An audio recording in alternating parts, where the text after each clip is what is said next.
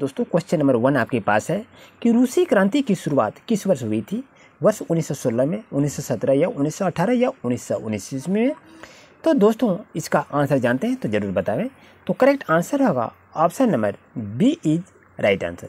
1917 ईस्वी में रूसी क्रांति की शुरुआत हुई थी। जैसा कि देखिए क्वेश्चन नंबर नेक्स्ट करके union of Soviet socialist Republic कब अस्तित्व में आया था?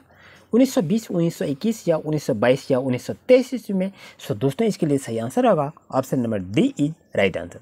1923 ईस्वी में union of Soviet socialist Republic अस्तित्व में आया था। जैसा कि देख रहे हैं क्वेश्चन नंबर नेक्स्ट कर रहा है कि वैज्ञानिक समाजवाद का सिद्धांत किसने दिया था? एंगल्स ने, कार्ल मार्क्स ने, ए बी दोनों या इनमें से कोई नहीं? तो दोस्तों इसके लिए सही आंसर होगा ऑप्शन नंबर सी यानी ए और बी यानी एंगल्स और कार्ल मार्क्स ने वैज्ञानिक समाजवाद का सिद्धांत दिया था। जैसा कि देख रहे क्वेश्चन क्या करें, चीनी क्रांति का नायक कौन था? Chiang Kai Shek, sun yat-sen, Yohan सुक्वई या माओ त्से-तुंग?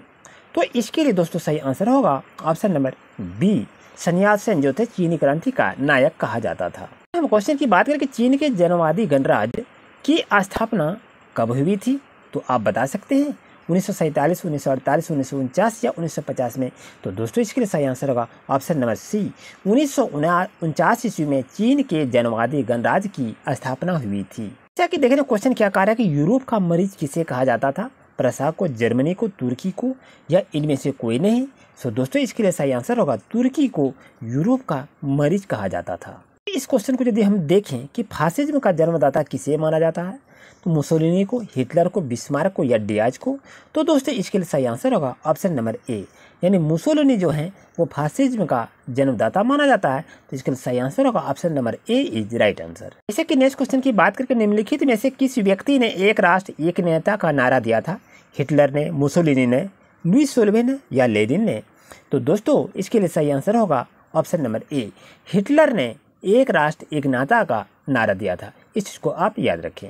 ये क्वेश्चन की हम बात करें कि त्रिकूट का निर्माण में से किस देश ने किया था?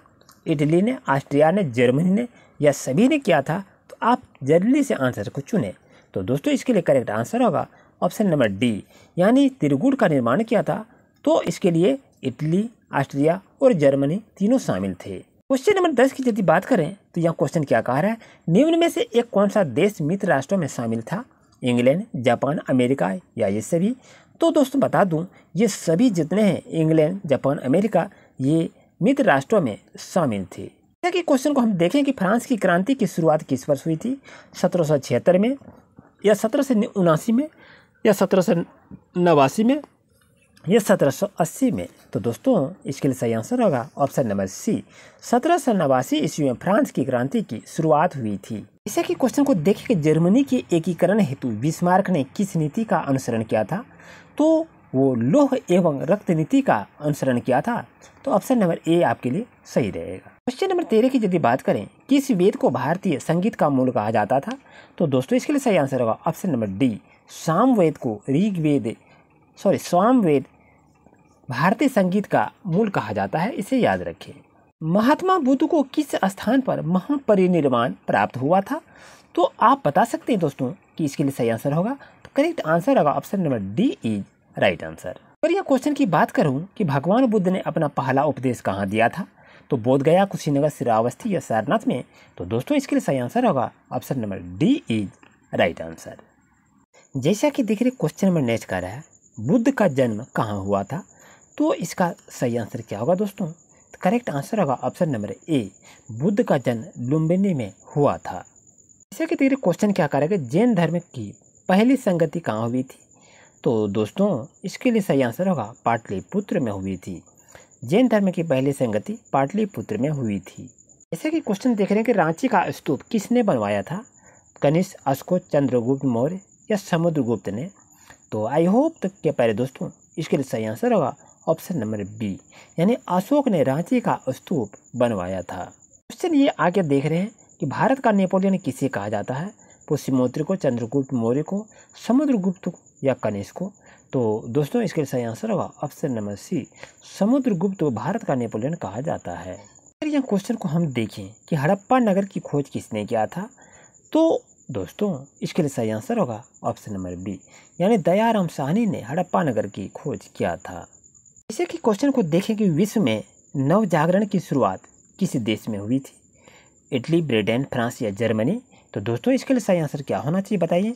तो करेक्ट आंसर होगा ऑप्शन नंबर ए, यानी विश्व के इटली जो देश है वह नव जागरण की शुरुआत हुई थी। जैसे कि देखिए क्वेश्चन के आकार है कि यूरोप में धर्म सुधार आंदोलन की शुरुआत किसके प्रयासों से हुई है। तो दोस्तों इसके लिए सही आंसर क्या होगा।